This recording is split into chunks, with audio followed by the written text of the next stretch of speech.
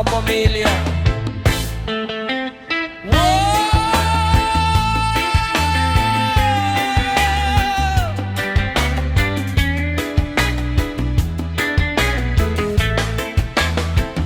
Sa Galilea, nagsugod ang panaw. Usa sa 12 nga gitawag ni Kristo. Jude Tadeos, matinudanon nga alagad. Bisan lisod, wala gyud mibiya sa Ginoo. Mibiyahe sa nagkalain-laing nasod. Nagwali sa kamatuoran nga walay kahadlok. Bisan giusig, nagpadayon gihapon. Kay ang gugma sa Dios maoy iyang kuso. O sa tradisyon, si San Judas Tadeo usa sa napulog, duha ka apostoles, nagwali sa lain-laing dapit, ug namatay isip martir.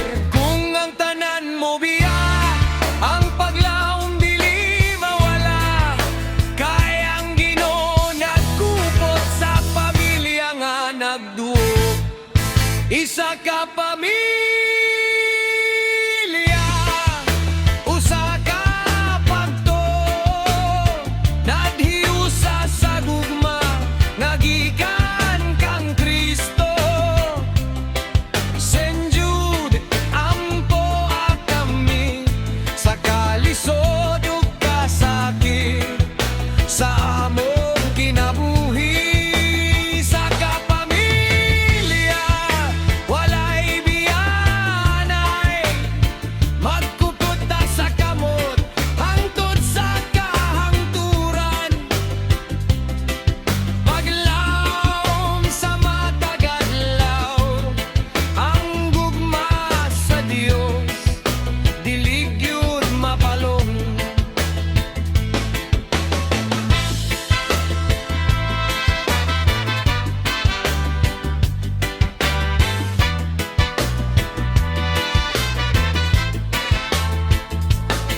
Nganong patron sa lisod nga kaso, kay dagan kaniadto na hadlok modul.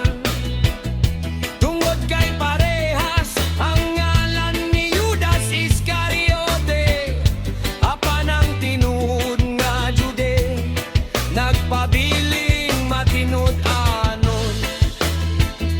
Mao nga daghang mituo nga iyang giatiman,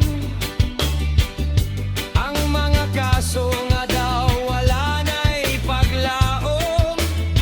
Ug hangtod karon, daghang nagpasalamat, kay pinaagi sa Dios adunay paglaom.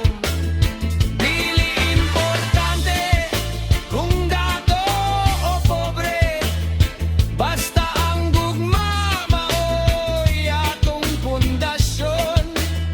Kung adunay naghilat, atong abagaang ihatag.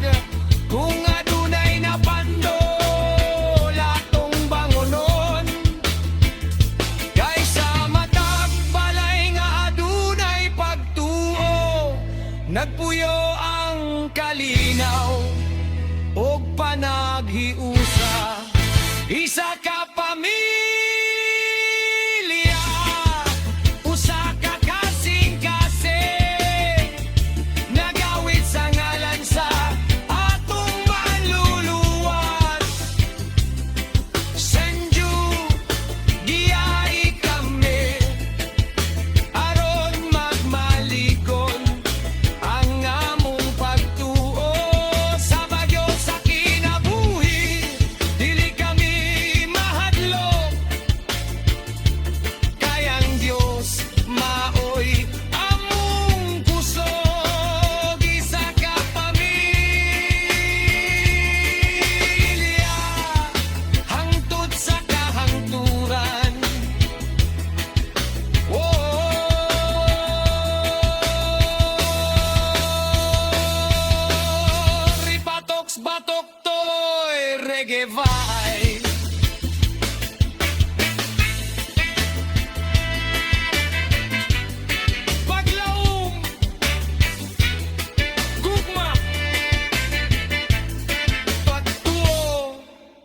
man.